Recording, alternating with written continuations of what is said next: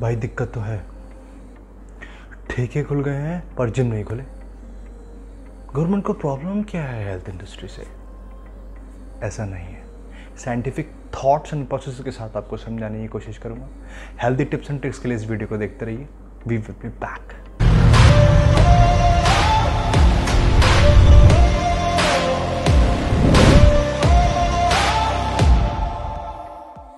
Situation काफ़ी ज़्यादा ख़राब हो चुकी है और हमारे यहाँ पे केस अब मल्टीप्लाई हो रहे हैं, बढ़ रहे हैं।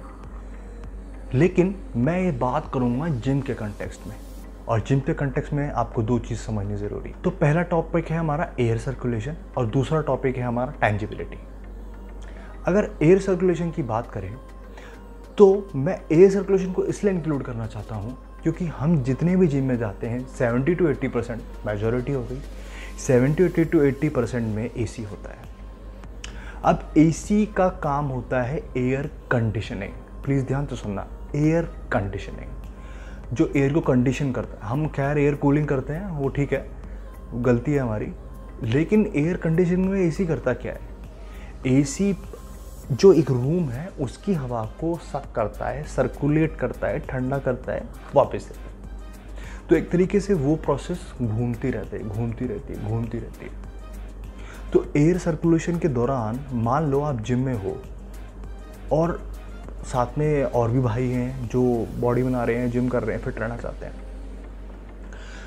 कोई एक बंदा इन्फेक्टेड आता है और उसने छींक मार दिया, खांस दिया, तो वो जो पर्टिकुलर वायरस है वो वहीं सर्कुलेट होता रहेगा and it will become a virus chamber. तो आप इस चीज़ को समझने की कोशिश करो कि वाई एयर कंडीशनिंग में एयर कूलिंग जो होगी वो दिक्कत देगी। और दूसरी बात, हम मेजॉरिटी ऑफ जिम की बात करें तो इंडिया में ज़्यादातर जिम कंजेस्टेड होती हैं भाई, इतनी खुली नहीं होती कि बहुत बड़े एरिया में है, तो वैसे ही डेंस्ड हो जाएगी। और याद करो, हम ऐसे भी करते हैं कि जब पीक आवर्स होते हैं कि भाई तू कर ले, चल मैं तेरी बात करता हूँ, तो इतना ज़्यादा इक्विपमेंट्स पे हम इकट्ठे हो जाते हैं वर्कआउट के टाइम पे। सो प्रॉब्लम है। तो इस चीज़ को लेके प्लीज़ आप सावधान रहें और सतर्क रहें। अरे भाई ये तो क्राइम पेट्रोल का है।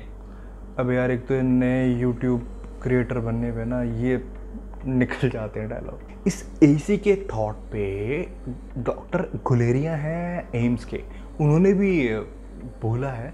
उस वीडियो को मैं डिस्क्रिप्शन में डाल दूंगा, लिंक डाल दूंगा, जाके देख सकते हैं। दूसरी बात करें टेंजिबिलिटी मतलब भाई होता है कि आप किसी चीज़ को छू सकते हैं, वो टेंजिबल होता है। और भाई आप जाओगे, इक्विपमेंट यूज़ करोगे, टेंजिबिलिटी होगी।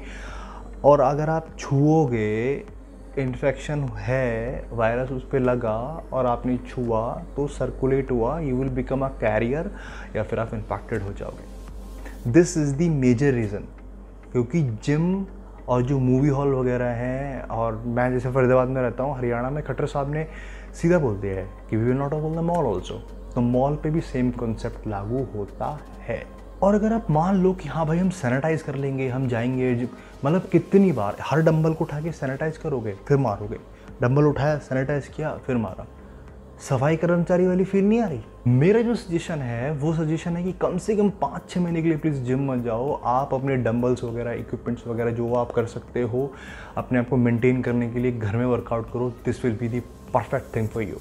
एंड प्लीज़, मैं इसे ये बिल्कुल भी नहीं कहना चाहता कि मैं किसी जिम ओनर के या फिर मैं अगेंस्ट बोल रहा हूँ। मैं बहुत अच्छे से समझ सकता हूँ कितना पेन होता है लाखों करोड़ों की इन्वेस्टमेंट लगाने के बाद यू जस्ट सिटिंग और आप वेट कर रहे हो कब ये सब खुलेगा। और आप जब देखते हो कि इर्रेलेवेंट चीज़ें खुल रही हैं और हमारी चीज़ें नहीं, जो मेजर हमारा बिजनेस है और जो हम तो हेल्थ मार्केट करते हैं वो नहीं खुल रहा, तो प्रॉब्लम तो होती है। और इवन जो बंदे वहाँ पे, वो वर्कर वहाँ पे काम कर रहे हैं, उनका एम्प्लॉयमेंट जा रहा है, वो बेचारे गांव वापस चले गए हैं, तो इशू है। इसके बारे में गवर्नमेंट को ज़रूर सोचना चाहिए कि आने वाले टाइम में जब जिम ओपन होगी तो उनको थोड़ा टैक्स में रिलैक्सेशन दिया जाए ताकि वो अपने आप को हैंडल कर सके। और मैं भी डंबल्स लेके आ गया हूँ और वर्कआउट करता हूँ घर पे। अगर आप चाहते हैं पर्टिकुलर वर्कआउट सीरीज़ बनाई जाए, I will be happy to help you. Please comment section में बताइए। सो होप करता हूँ मैं आपको समझा पाया हूँ कि जिम क्यों नहीं ओपन हो रहे हैं। लेकिन एक और इशू है, वो ये है आजकल लोग बहुत कंपेयर कर रहे हैं, जैसे स्पेन से कंपेयर कर रहे हैं, हमारा यहाँ पहुँच गया, वहाँ पहुँच गया। प्लीज़ आप ऐसे कंपेयर ना करें क्योंकि अपनी जो कंट्री की पॉपुलेशन है और जो स्पेन की पॉपुलेशन है वो बहुत फ़र्क है दोनों में।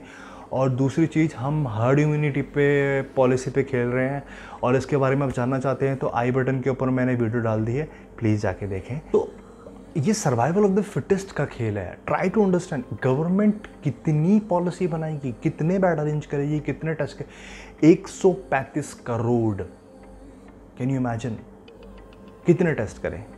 मैं अपने एरिया की बात करूं तो यहाँ भैया हैं एक जो कोविड पॉजिटिव हैं एंड उन्होंने क्या किया, एक्चुअली उनको सिम्टम्स महसूस हुए कि आई एम फीलिंग वीक, जो भी सिम्टम्स होते हैं, आपको टेस्ट नहीं आता, आपको थ्रोट में पेन होता है। जब उनको सिम्टम्स पहले हुए तो उन्होंने पहले ही अपने आप को आइसोलेट किया घर के अंदर और टेस्ट 11 दिन बाद आया, तो तब तक उन्होंने अपने आप को हैंडल कर लिया था और कितना अच्छा हुआ उनकी फैमिली के लिए भी। So try to understand that कि आइसोलेशन आपको करना पड़ेगा अगर आपको चीज़ें महसूस होती हैं, और फिर अगर आपको लगता है तो टेस्ट ज़रूर कराओ। सो आप अपने आप को फिट रखें और एक अच्छे प्रोसीजर को फॉलो करें सो दैट आपकी इम्यूनिटी भी स्ट्रांग रहे। गवर्नमेंट इतनी पॉलिसीज़ और इतने थॉट्स नहीं लेके आ सकती।